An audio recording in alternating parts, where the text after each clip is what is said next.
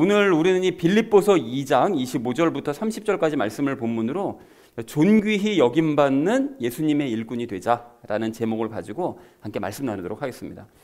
자, 우리가 그 지난주에 그 신실한 동역자에 대한 이야기를 함께 나누면서 그 관련된 이야기 세 가지를 지난주에 나눴습니다. 첫 번째로 나눴던 이야기가 무엇이었을까요?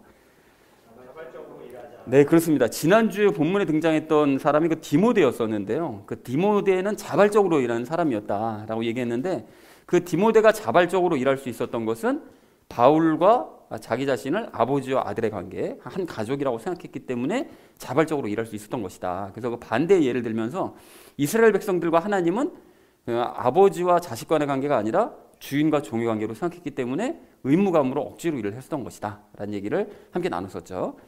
자, 그런가 하면 두 번째로 나눴던 이야기가 무엇이었을까요?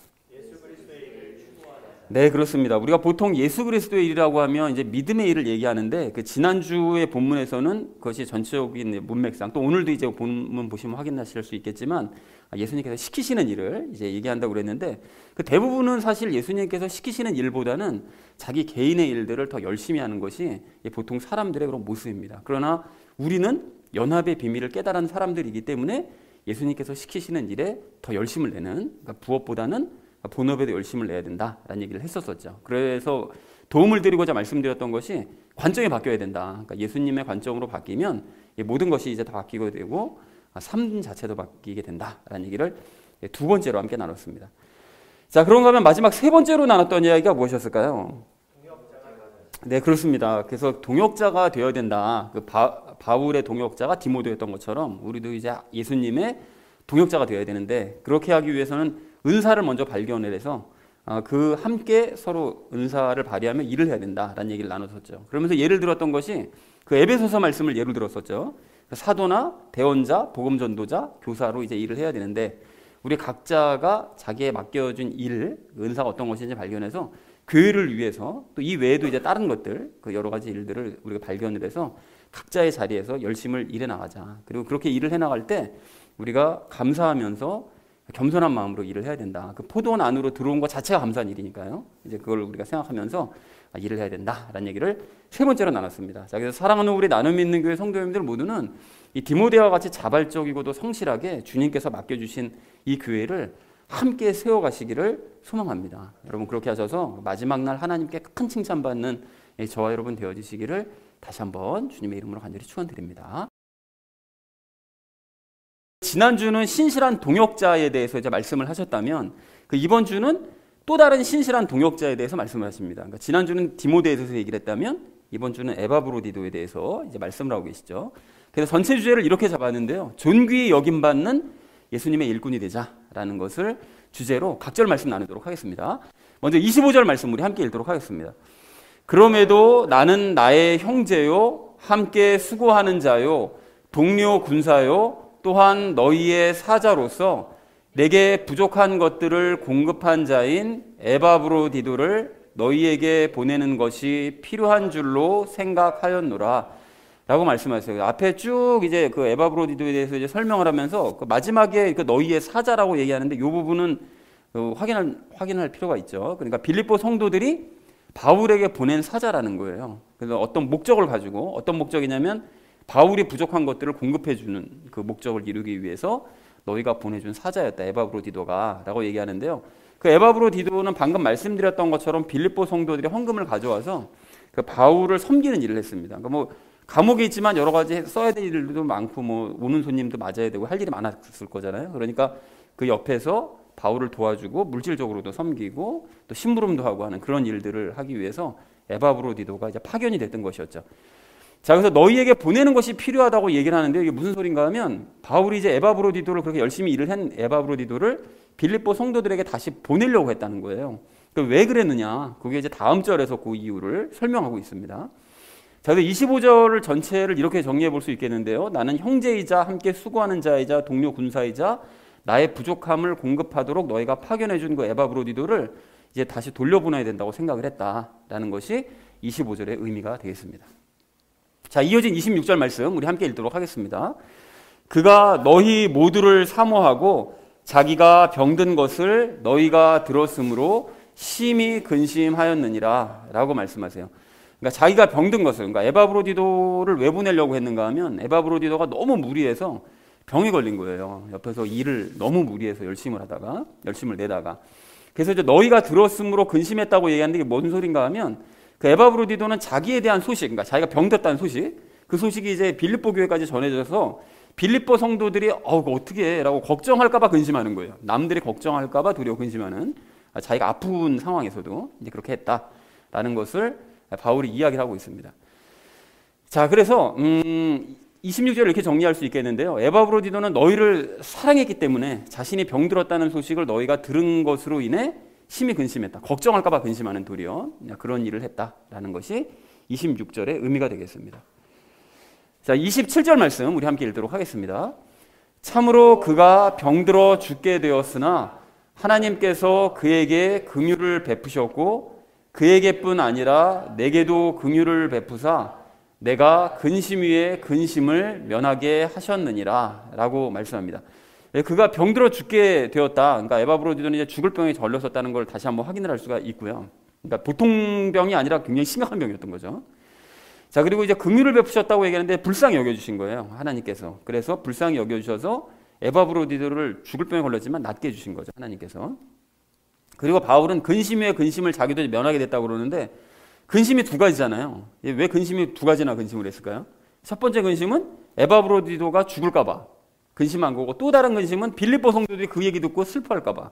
그 두 가지가 다 근심되는 거예요. 그러니까 에바브로디도가 어떻게 될까 봐 바울이 아주 노심초사에 있었었는데 그 두 가지 근심을 하나님께서 다 없애주신, 낫게 해주심으로써 해주셨다는 거죠. 그래서 27절 전체 의미 이렇게 정리해 볼 수 있겠는데 에바브로디도는 죽을 뻔했지만 하나님께서 불쌍히 여기심으로 이제 병이 나았고 하나님께서는 내게도 긍휼을 베풀어 주셔서 큰 근심을 덜어주셨다라는 것이 27절의 의미가 되겠습니다. 근심이 있으시면 기도하시면 됩니다. 그럼 근심을 걷어가십니다. 우리 하나님께서 반드시.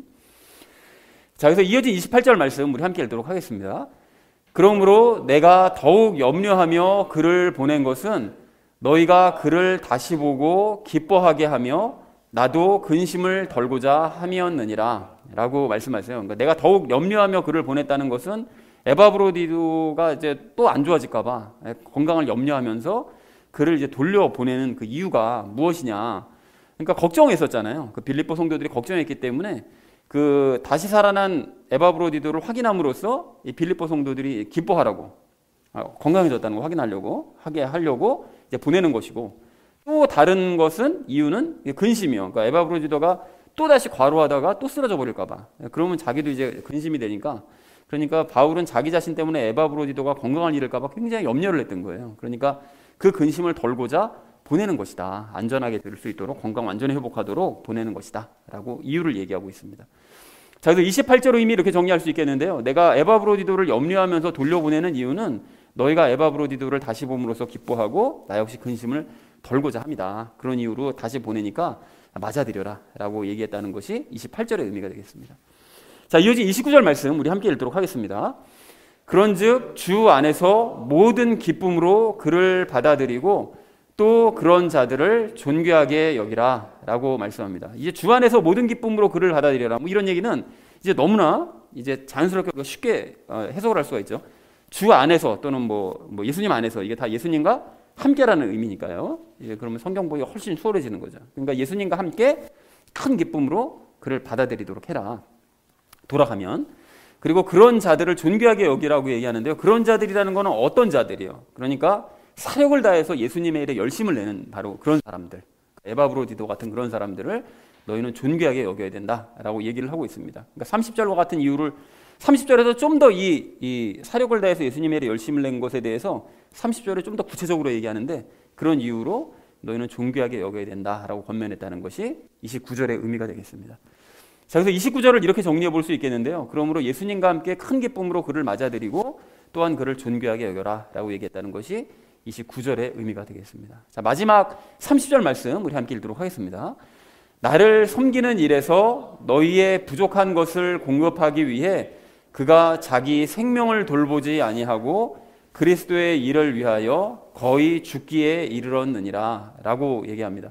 너희의 부족한 것을 공급하기 위해서라는 그 의미는 그 부족한 헌금을 채우기 위해서 그랬다는 거예요. 그러니까 빌립보 성도들이 보내준 헌금도 물론 너무 고맙고 감사한 일이긴 한데 그거 가지고는 사실은 이제 많이 부족했는데, 부족하다 보니까 에바브로디도가 에이씨 뭐 헌금 떨어뜨렸으니까 난 모르겠다 이게 아니라 그거를 메꾸기 위해서 일까지 했다는 거예요. 열심히. 근데 그걸 보통 일을 한 것이 아니라 자기 생명을 돌보지 않고 죽을 정도로 일을 했다는 거예요. 그러니까 에바브로디도가 바울을 섬기기 위해서 목숨 아끼지 않고 열심히 일해서 죽을 뻔한.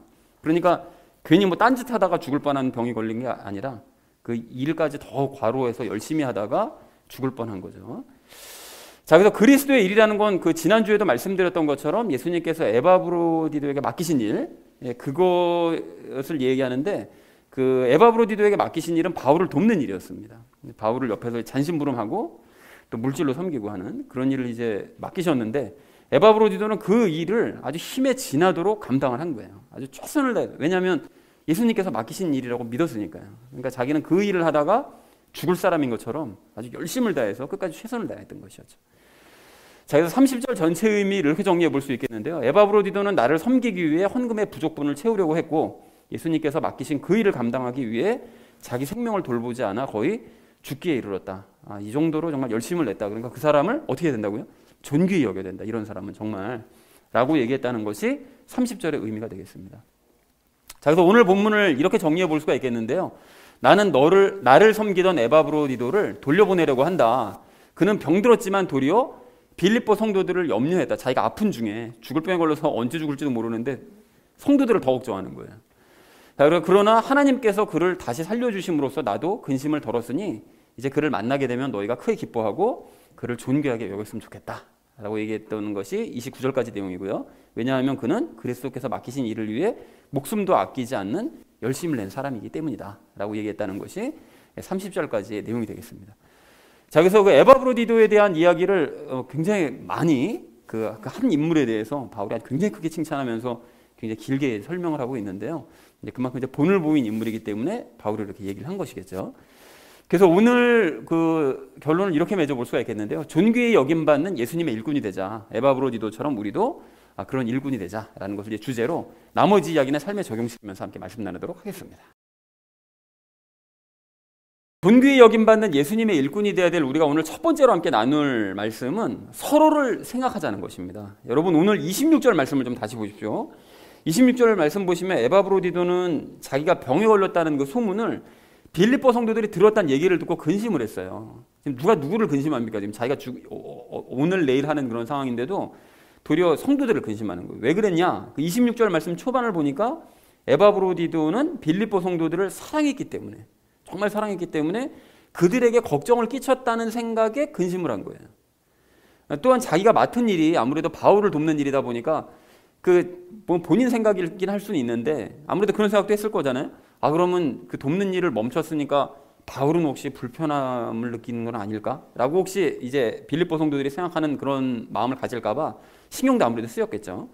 자, 그러니까 뭘 할 수 있는가 하면 에바브로디도는 병든 자기 몸을 염려하고 걱정하기보다는 남들의 마음을 더 걱정하고 맡은 일을 감당하지 못하는 것 때문에 걱정했다는 사실을 확인할 수가 있는 거죠.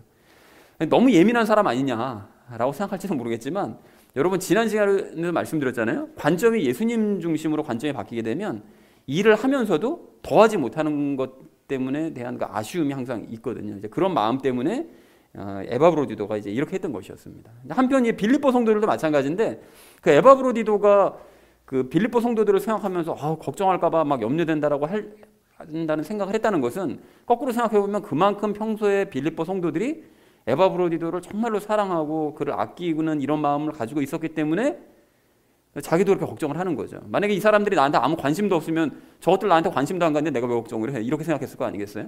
그만큼 관심을 가지고 사랑을 받으니까 자기도 걱정했다는 사실을 확인할 수가 있는 거죠. 자, 그리고 바울 역시 마찬가지인데요. 이제 바울은 에바브로디도가 아팠을 때 27절을 보니까 그 에바브로디도가 잘못될까봐 근심해요. 그리고 또 에바브로디도가 잘못되면 빌립보 성도들이 또 슬퍼할까봐 그것 때문에도 또 근심합니다. 바울도. 그리고 병이 낫고 난 다음에도 이 바울이 잘 이겨냈어. 그러니까 앞으로 우리 더 열심히 일하고 이제 병 났으니까 하나님께서 낫게 해주셨으니까 더 그전보다 열심히 해야 돼. 이렇게 하는 것이 아니라 에바브로디도를 빌립보로 돌려보내요. 그러니까 에바브로디도를 돌려보내면 바울 입장에서는 아무래도 여러 가지가 불편하겠죠. 뭐 심부름도 못 시키고 뭐 도와줄 사람도 없고 이러니까 이제 힘들 수 있었는데 바울은 그를 사랑했기 때문에 그리고 그의 건강이 심히 염려됐기 때문에 돌려보내더라는 것입니다. 자기 입장보다는 상대방이 더 걱정하고 염려를 하는 거죠. 배려를 하는 거죠. 자, 그래서 이렇게 바울과 에바브로디도와 빌립보 성도들을 보면 서로가 염려하고 걱정하고 배려하는 이런 모습을 보이는데요. 이러한 모습이 참된 그리스도인들의 모습이고 사실은 이런 공동체가 참된 교회의 모습이라는 것입니다. 자, 그렇다면 빌립보 성도들이 뭔가 특별해서 이렇게 사랑이 넘쳤던 것이냐? 사실은 그렇지 않습니다, 여러분. 또 다른 예가 있는데요. 그 사도행전 19장을 보면 뭐 잘 아시는 것처럼 그 바울이 에베소에 머물러 있었을 때 그 우상 세공업자들이 폭동을 일으켰었잖아요. 근데 그 폭동을 일으킨 그 우상 세공업자들이 성난 군중들과 함께 막 바울을 찾아다니다가 바울을 못 찾으니까 그 바울의 동료였었던 가이오와 아리스다고를 붙잡아서 극장으로 막 끌고 와요. 그 원형 극장으로. 그러니까 제가 잘못하면 큰일 나는 거잖아요. 그러니까 바울이 어떻게 했냐면 그 사태를 보고 군중들이 너무 밀려 있으니까 그 사람들을 구해내려고 그 군중 속으로 막 뛰어들려고 합니다. 그러니까 그 얘기를 들은 그 도시의 유력 인사들이 절대 가면 안 된다고. 지금 이런 식으로 하면 감정에 좀 휩싸여 있는 사람들한테 죽을 수 있으니까 일단 뜯어 말리면서 이제 피하라고 이제 알려줍니다. 그리고 잠시 후에 도시의 서기가 나와가지고 그 성난 군중들을 잘 달래요. 논리적으로 잘 설명해서 그 모든 군중들을 다 흩어지게 만듭니다. 그러니까 아마 그 도시의 유력 인사들이 서기를 보내서 그 논리적으로 설명해서 이제 군중들을 흩어지게 만드는 그런 일을 했을 거라고 이제 추정이 되는데 그 이 사건도 이제 마찬가지인 게 무엇인가 하면 이게 생각지도 못한 어려움이 갑자기 닥친 거잖아요. 평온했던 그 에베소 그 도시가 갑자기 막 난리가 난 거니까요.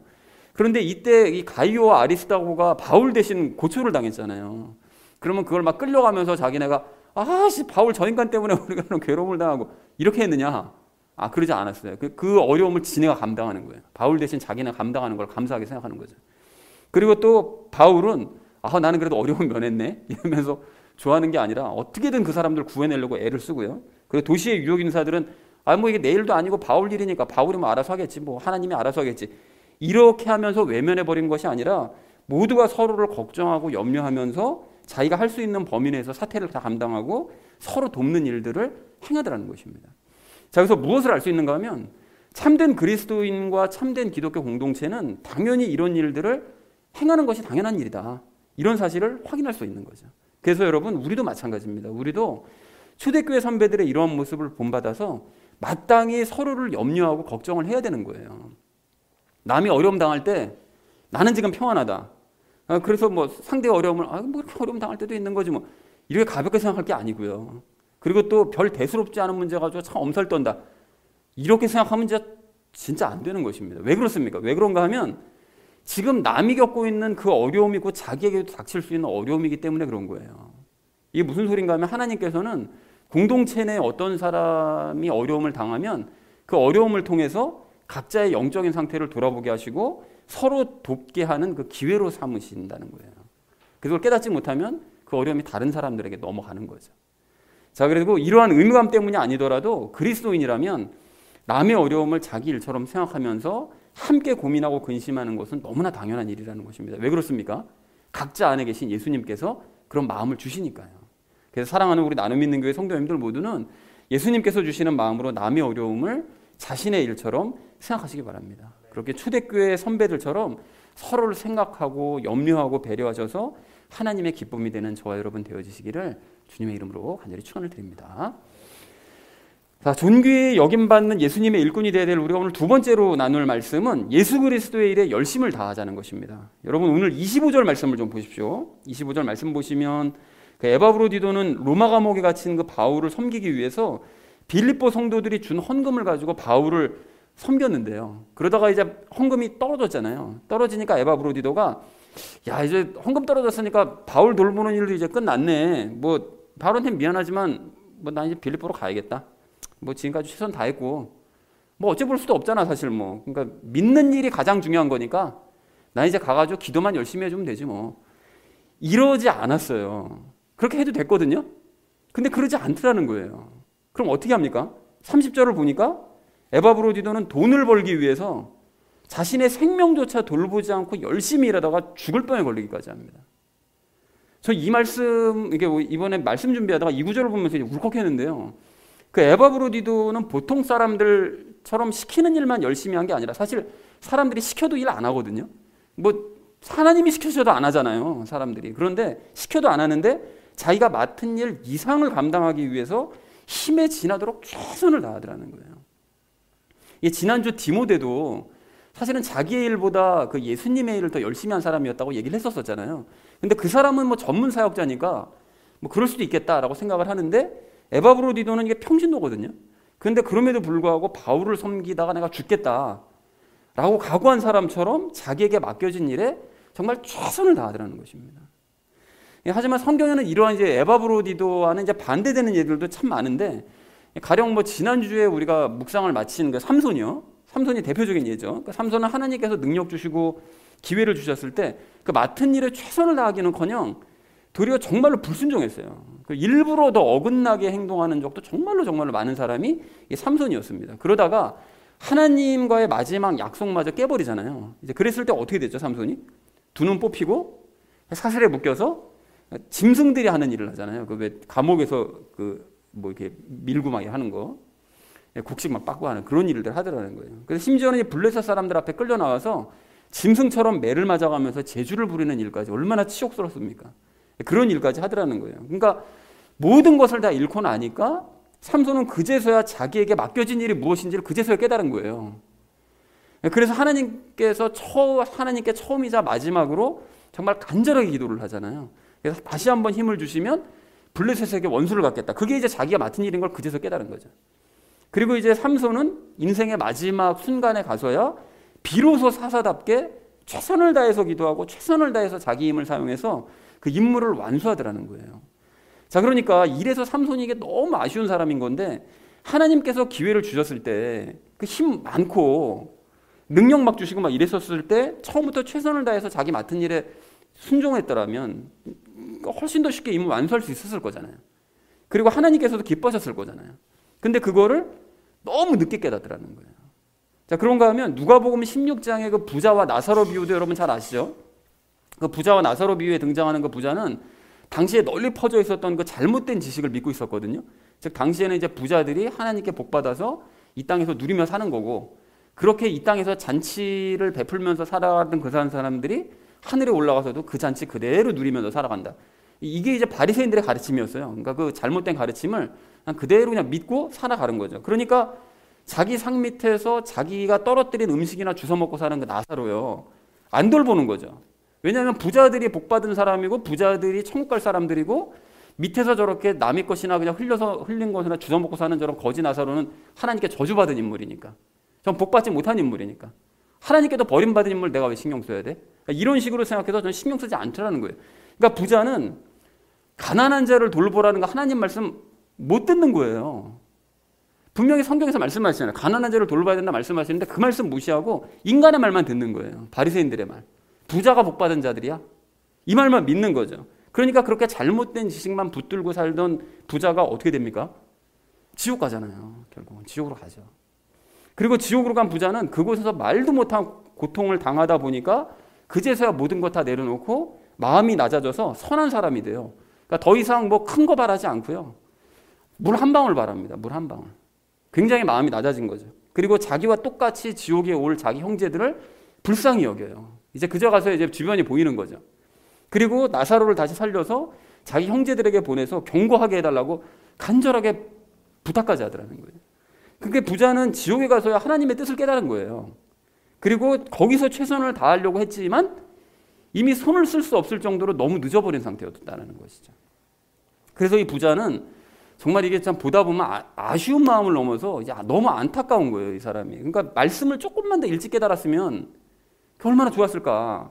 근데 그거를 안 받아들이고 사람 말만 열심히 들으니까 저렇게 고통받고 엉뚱한 데 가가지고 이상한 짓 하는구나. 이렇게 될 수밖에 없더라는 거예요. 자, 그래서 이렇게 최선을 다해야 할 때는 마음을 놓고 자기 마음대로 살다가 망하고 나서야 뒤늦게 깨닫는 안타까운 사람들이 참 많습니다. 이제 그러다가 지옥에 가버리는 사람들이 너무나 많은 거예요. 그래서 이렇게 망하기 전에, 손을 쓸 수 없도록 늦기 전에 미리 깨달아서 맡겨주신 그 일에 최선을 다하는 그런 삶을 사는 게 이게 지혜요, 이게 복이에요, 여러분. 잘 사는 게 복이 아니라. 자, 그리고 그렇게 미리 깨달은 사람들이 누구냐? 바로 그 12사도들을 비롯한 그 초대교회 성도들이었었는데요. 그 중에서도 특별히 여러분 그 스데반 집사 기억하시잖아요?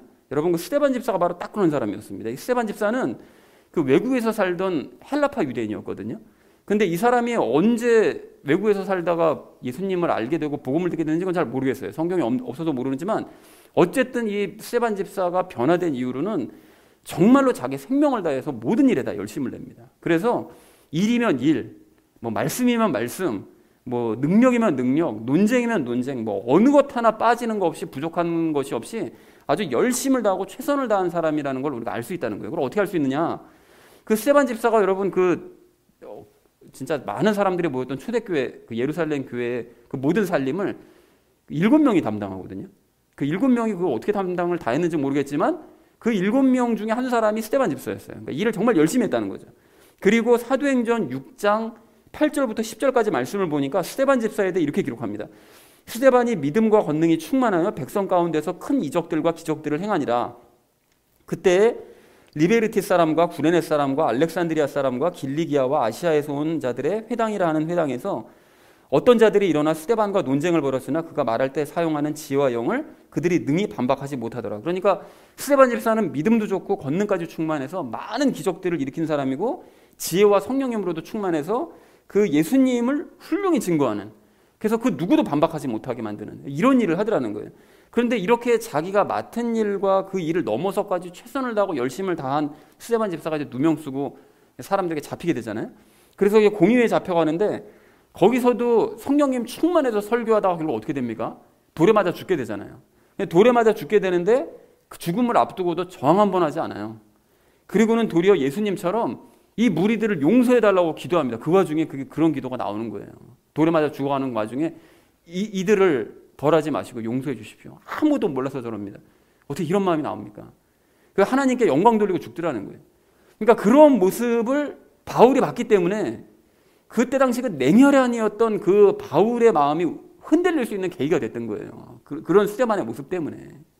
그리고 스데반 집사가 그러한 본을 보여줬기 때문에 오늘 본문의 그 에바브로디도 같은 사람도 스데반 집사의 길을 따라서 생명을 아끼지 않고 맡은 일에 최선을 다할 수 있었다는 것입니다. 자, 그래서 사랑하는 우리 나눔 믿는 교회 성도님들 모두는 삼손이나 부자처럼 뒤늦게 후회하지는 않으실 분인 줄로 그렇게 믿습니다. 아니, 우리는 스데반 집사나 에바브로디도처럼 은혜의 삶을 미리 깨달은 복 있는 사람들이요 또 지혜 있는 사람들인 줄로 그렇게 믿습니다. 여러분, 그렇다면 예수님께서 맡기신 일이, 나에게 맡기신 일이 무엇인지 여러분 찾으시기 바랍니다. 그리고 스데반 집사처럼 에바브로디도처럼 맡겨주신 그 일을 후회 없이 여러분 감당을 하시되 생명을 돌보지 않는 그런 각오를 가지시고 힘에 지나도록 최선을 다해서 열심을 내는 우리 모두가 되기를 소망합니다. 그렇게 하셔서 훗날 예수님께 큰 칭찬받고 새 예루살렘에서 큰 기쁨 누리는 저와 여러분 되어지시기를 주님의 이름으로 간절히 축원을 드립니다. 자, 존귀히 여김받는 예수님의 일꾼이 되들 우리가 오늘 마지막 세 번째로 나눌 말씀은 열심 있는 자들을 존귀히 여기자는 거예요. 여러분, 오늘 29절 30절 말씀을 보십시오. 보시면 바울은 에바브로디도를 존귀히 여기라고 권면을 합니다. 그러니까 즉 예수님께서 맡기신 일에 힘에 지나도록 열심을 다한 그런 에바브로디도 같은 그런 사람을 존귀히 여겨야 된다, 이렇게 얘기하더라는 거예요. 자, 근데 여러분, 그 조금 전에 말씀드렸던 것처럼 그 예수님 당시에는 그 부자들이 천국에 들어간다는 그런 잘못된 지식을 당연한 사실로 받아들이고 있었던 그런 분위기였었거든요. 그러다 보니 백성들이 어떻게 했느냐, 그 부자들도 그랬던 것처럼 그 예화에 등장하는 부자도 그랬던 것처럼 부자들은 우대하면서 존귀히 여기고, 그리고 가난한 사람들은 비하하면서 우습게 여기는 것이 당시의 풍조였어요. 그래서 여러분, 그거를 좀 더 정확하게 아시고 싶으시면 오늘 대기 가셔서 야고보서 2장 그 앞부분을 보세요. 그 앞부분을 보시면 야고보도가 아주 신랄하게 비판하거든요. 부자는 어떤 잔치자리에서 막 높은 자리를 막 올려주려고 너희가 그렇게 애를 쓰고, 가난한 사람을 그렇게 비하하면서 그냥 먼 데로 쫓아내려고 하는데 너희 결국 부자들이 너희 재판 걸어가지고 너희 재산 다 뺏어가는 거 아니냐? 이런 걸 아주 논리적으로 얘기를 해요. 신랄하게 비판해요. 그러니까 당시 분위기가 부자들은 존귀히, 가난한 자들은 비하하는 이런 분위기가 계속해서 이어졌었다는 거예요. 그래서 예수님께서는 수시로 부자가 천국에 들어가기 어렵다고 경고를 하셨던 거예요. 그러니까 그렇게 인간들이 만들어낸 잘못된 지식만 너희가 그렇게 믿고 말씀을 그렇게 무시했다가는 큰 곤경에 처할 수 있다, 이거 계속 경고하시더라는 거예요. 자, 그런데 여러분, 이러한 예수님의 경고를 지금 이 시대 사람들이 모르느냐? 알아요. 성경을 보니까 다 알고 있잖아요. 그 예수님께서 무엇을 경고하셨는지 다 알고 있는데 이 시대 상황을 여러분 한번 생각해 보십시오. 왕의 재정이요. 또 잘 되는 나요. 긍정의 힘이요. 여러분 이런 책들 보면 전부 뭘 주장하고 있죠? 하나님 믿어서 복 받고 부자 되자. 이거 가르치는 거예요. 전부 다. 부자 되는 게 당연한 거야. 그게 좋은 거고. 하나님 믿어서 부자 되는 게 좋은 거야. 그리고 그런 잘못된 가르침에 미혹된 수많은 교인들이 어떻게 하죠? 부자들을 존귀히 여겨요. 교회 가도 부자 장로님들 대접받거든요. 지정석도 따로 있어요. 존귀히 여김을 받고 가난한 자들은 업신 여기는 이런 풍조가 지금 이 시대에도 똑같이 또 반복되고 있다는 거예요. 그러니까 지난 시간에도 말씀드렸듯이 이게 망하는 유대인들의 길로 따라가는 거잖아요. 예수님의 경고를 완전히 무시하는 처사인 거죠, 지금. 전혀 지금 신경 안 쓰고 있는 거예요. 말씀을 보면서도 아니라는 거예요. 거기다가 그런 거짓 가르침들이 발전되어서 어떻게 합니까? 큰 교회는 존귀히 여겨요. 동네 작은 교회는 멸시하죠. 그리고 목사가 학벌 좋고 유명하면 존귀히 여기고, 동네 개척교회 목사는 우습게 여기는 풍조가, 저 얘기하는 건 아닙니다. 그런 풍조가 만연되어 있는 이런 상태라는 거예요. 성경에서 여러분 분명하게 말씀하셨고 경고를 하셨는데도 어쩜 이렇게 이게 망하는 길로만 이렇게 가려고 하는 건지 도저히 이해가 되진 않는데, 어쨌든 거짓된 가르침을 따랐었던 유대인들이 부자를 비롯해서 지옥 갔던 것처럼 그렇게 지금도 거짓된 가르침을 따르는 사람들은 같은 곳으로 갈 수밖에 없는 거죠. 자, 그렇다면 우리는 그러면 무조건 가난하고 작고 무명한 것들을 존귀히 여겨야 되느냐?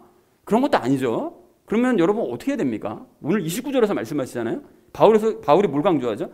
예수님께서 맡기신 일에 최선을 다하는 사람을 존귀히 여겨야 된대요. 우리가 존귀히 여겨야 될 존재는 그런 존재라는 거예요. 그러니까 그 일이 큰 일이든 작은 일이든 전혀 상관없이 예수님께서 맡겨주신 그 한 가지 일을 하다가 죽을 사람인 것처럼, 내가 이 일을 하다가 난 죽는다라는 그런 사명감을 가지고 일하는 것처럼 자기가 맡은 일에 생명을 다해 열심을 다하는 사람, 그런 사람을 존귀히 여겨야 한다는 것입니다.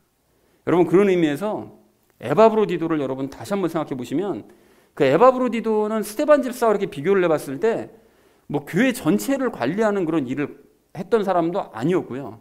기적 같은 거 행하지도 못했고요. 성령님과 지혜로 충만해서 논쟁을 잘하거나 말씀 충만하거나 이런 사람 전혀 아니었어요. 그냥 감옥에 갇혀있는 그 바울 섬기기 위해서 그냥 타교에서 파견 나와가지고 그냥 바울 돕고 그냥 잔심부름이나 하던 그냥 그런 사람이었습니다. 그러다가 헌금 떨어지니까 그냥 부족한 헌금 메우려고 무리해서 일하다가 그냥 병에 걸린 것이 그 에바브로디도의 이력의 전부였어요. 그냥 그거였어요. 그거. 큰 게 없었어요. 그런데 그건 피상적인 인간적 평가일 뿐, 사실 에바브로디도 본인은 자기가 맡은 그 일을 예수님께서 맡겨주신 일이라고 생각했기 때문에 결코 그 일을 하찮게 여기지 않는 거예요. 그래서 도리어 예수님께서 자기에게 맡겨주신 그 일을 더 열심히 감당해 보려고, 더 열심히 완수해 보려고 죽을 병에 걸릴 정도로 힘이 지나도록 열심을 다하자는 것입니다. 최선을 다하는 자세요. 자기에게 맡겨진 일에 대해서 최선을 다하는 자세요. 그렇다면 여러분 한번 생각해 보세요. 예수님께서는 스데반이 더 큰 일하고 일도 더 많이 하고 예수님 닮은 모습으로 저들에게 죄를 돌리지 마십시오 이런 닮은 모습으로 죽었으니까 스데반 집사는 더 존귀히 여기고, 에바브로디도는 상대적으로 큰 일도 안 하고 많은 일도 안 했고 예수님처럼 죽지도 않았으니까 살려주셨잖아요. 또 거기다. 그러면 존귀히 여기지 않으셨느냐? 여러분 절대 그렇지 않습니다. 예수님께서는 스데반 집사나 에바브로디도나 모두 똑같은 비중으로 사랑하시고 똑같이 존귀히 여기시는 거예요. 그걸 어떻게 할 수 있습니까? 지난주 포도원 비유 말씀드릴 때 말씀드리면서 말씀드렸잖아요. 주인은 누가 무슨 일을 했든지 얼마나 많은 일을 했든지 이거 중요하게 생각하시는 분이 아니라 부르심에 응답하는 사람이요. 그리고 맡겨준 일에 최선을 다하는 사람이요. 그런 사람 존귀히 여기시는 분이 우리 하나님이시라는 거예요. 그렇다면 여러분 우리도 마찬가지입니다. 여러분 우리 각자도 하나님께서 나에게 맡기신 일이 있어요. 우리가 그거를 지금 아직 찾지를 못하거나 잘 몰라서 그렇지 맡기신 일이 있다는 거예요.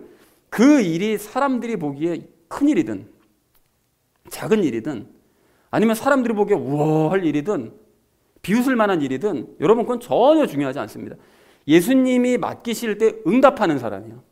그리고 그 일을 완수하기 위해서 에바브로디도처럼 생명을 다해서 최선을 다하는 바로 그 사람이요. 우리는 그런 사람들을 존귀하게 여겨야 됩니다. 왜요? 하나님께서 그런 사람을 존귀히 여기시니까요. 그런 의미에서 여러분 종종 말씀드리지만 여러분 우리 교회가 작다고 해서 여러분 위축되시거나 부끄럽게 생각하시면 안 됩니다. 여러분 사람들은 우리 교회 보고 비웃거나 손가락질할 수 있어요. 저게 교회냐? 저 뭐 장로교 뭐 이름도 없네? 비웃을 수 있어요. 우습게 여길 수 있다고요. 그리고 유명한 교회만 또 큰 교회만 존귀히 여기고 그곳에만 진리가 있다고 생각할 수 있어요. 그 사람들은. 그러나 우리는 그래서는 안 됩니다. 왜 그렇습니까? 하나님께서는 맡긴 일에 응답하고 그 일에 생명을 다해 최선을 다하는 바로 그 사람을 존귀히 여기시기 때문에 그렇다는 거예요. 그러니까 이 시대에 널리 퍼져 있는 그런 잘못된 영적인 지식들이요. 즉 크고 유명하고 부유한 것들이 복받은 것이라는 이런 거짓된 가르침 여러분 다 버리시기 바랍니다. 머릿속에서 싹 지워버리셔야 돼요. 그렇게 성경에서 하찮게 여기시는 것들을 존귀하게 여기실 것이 아니라 성경에서 존귀히 여기라는 것을 존귀히 여기는 우리가 되기를 소망합니다. 그러므로 하나님께서 맡기신 그 일에 응답하시고 그 일에 생명을 다해 열심을 내는 우리 모두가 되기를 소망합니다. 그런 의미에서 여러분 옆을 한번 보세요. 옆에 한번 성도님들 여러분만 바라보세요. 보시면 우리 숫자가 비록 적긴 하지만 옆에 있는 이분들이 뭡니까? 이 작은 교회를 섬기기 위해서 모인 에바브로디도들인 거예요. 사랑하는 우리 나눔 있는 교회 성도님들 모두는 예수님께서 맡겨주신 이 한 가지를 여러분 발견하시고 옆에 계신 에바브로디도들과 함께 생명을 다해 맡겨주신 일에 최선을 다하시기 바랍니다. 그리고 그러한 서로를 그리고 그러한 우리의 교회를 존귀히 여기는 저와 여러분 되어주시기를 주님의 이름으로 간절히 축원을 드립니다. 첫 번째로 우리 나눴던 이야기가 서로를 생각하자라고 말씀을 드렸었죠. 그러니까 에바브로디도는 빌립보 성도들을 어떻게 했기 때문에 염려하면서 근심을 했다.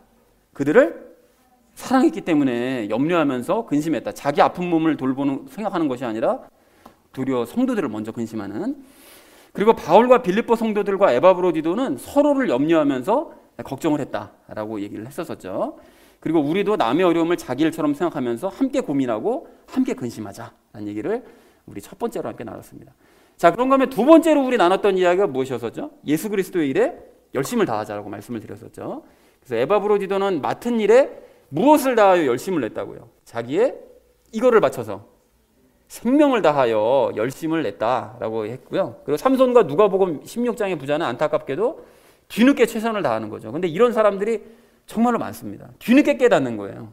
더 이상 돌이킬 수 없을 때, 그때 가서는 이미 늦는 거잖아요. 그러니까 기회를 주실 때 열심을 내야 되는 거죠. 그래서 미리 깨닫는 것이 지혜와 복이다. 우리는 성경을 통해서 이걸 미리 깨달은 거죠. 자, 그리고 어떤 집사도 생명을 다해서 열심을 냈다고요? 스데반 집사도 생명을 다해서 이걸 미리 깨달은 바로 그런 사람이죠. 그래서 자기의 생명을 다해서 열심을 다했다라는 것을 우리 이야기 함께 나눴습니다. 그리고 마지막 세 번째로 나눴던 이야기가 열심 있는 자들을 존귀히 여기자고 그랬죠. 자, 그래서 예수님께서 맡기신 일에 열심을 다하는 사람을 어떻게 여겨야 된다고요? 그런 사람을 존귀하게 여겨야 됩니다.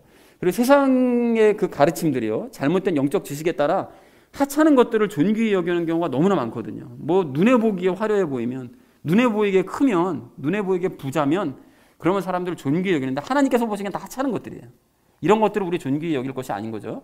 예수님께서 맡기신 일에 열심을 다하면서 서로를 존귀하게 여기는 우리 모두가 되어지기를 정말 간절한 마음으로 소망을 합니다. 자, 그래서 사랑하는 우리 나눔 있는 교회 성도님들 모두는 서로를 사랑하는 마음으로 서로를 배려하시면서 또 걱정하고 근심해주는 우리 모두가 되기를 소망을 합니다. 무엇보다 예수님께서 맡겨주신 바로 그 일을 여러분 발견하시고 생명을 다해 그 일에 최선을 다하셔서 서로를 존귀히 여기는 저와 여러분 되어지시기를 주님의 이름으로 간절히 축원을 드립니다. 우리 함께 기도하겠습니다.